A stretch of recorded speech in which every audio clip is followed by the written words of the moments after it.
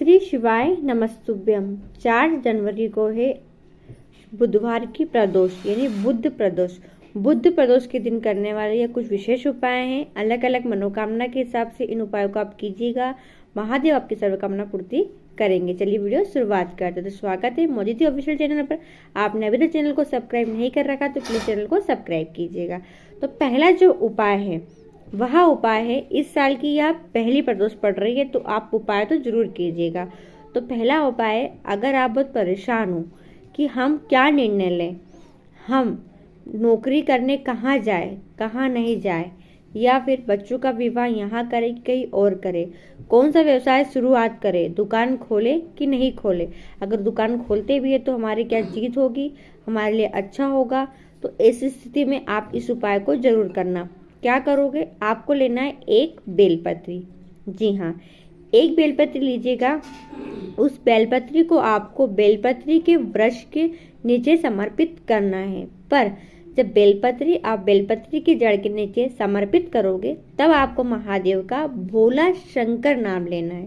क्या नाम लोगे, भोला शंकर महादेव का नाम लेकर उस बेलपत्री को अपना जो भी निर्णय हो, जो भी आप चाहते हो कि हम ऐसा करना चाहते हैं और इसमें हमारी जीत होना चाहिए, इसमें हमारा फायदा होना चाहिए, तो वह निर्णय बोल के, वह बात बोलकर आप उस बेलपत्री को महादेव का नाम लेकर, भोला शंकर बोलकर बेलपत्री की जड़ के नीचे समर्पित कर दीजिएगा। फिर आप जो भी निर्णय लोगे वह निर्णय आपके पक्ष में होगा और उस निर्णय में आपको सफलता मिलेगी ही मिलेगी। तो बहुत अच्छा उपाय। इस उपाय को प्रदोष के दिन या किसी विशेष दिन, या आप जिस कार्य के लिए जा रहे हो और आप सोच रहे हो तो उस दिन इस उपाय को करके आप जा सकते हो।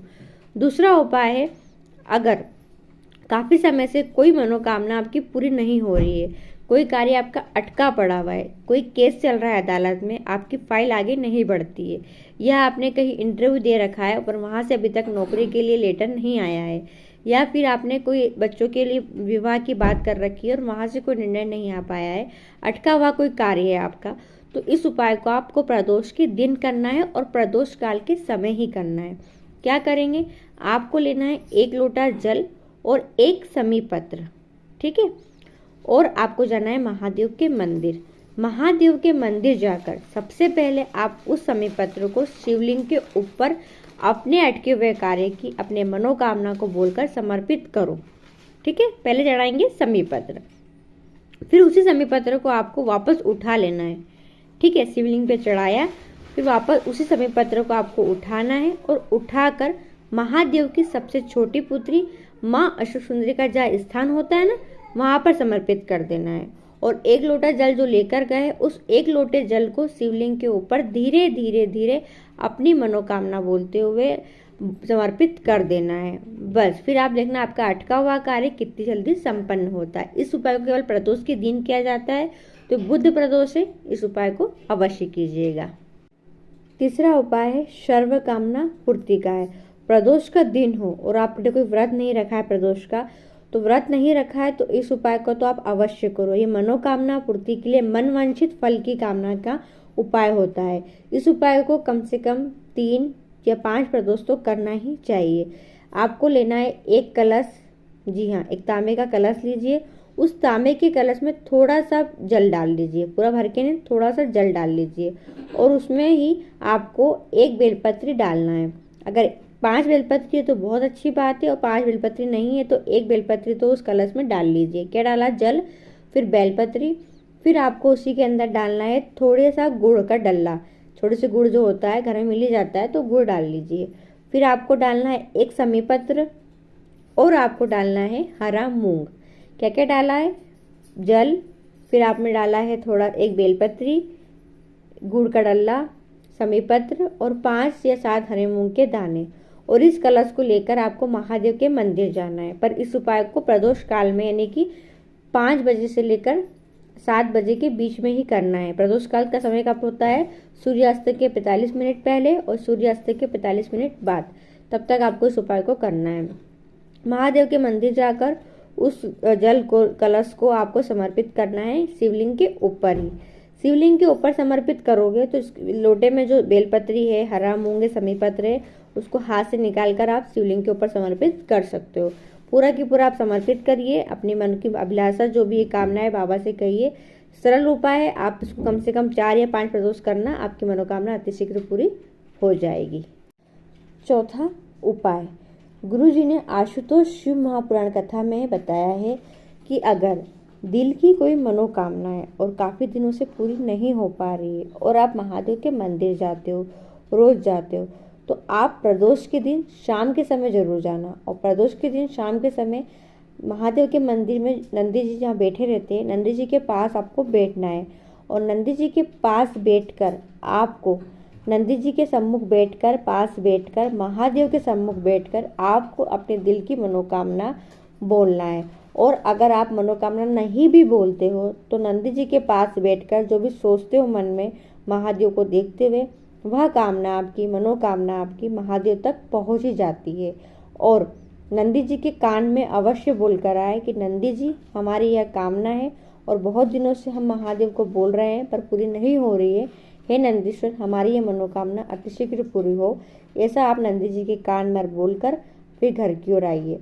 यह उपाय एकदम नया है, वैसे आप लोग ने करा होगा, अगर नहीं किया अभी तक तो एक बार इस उपाय को तो अवश्य करना ही।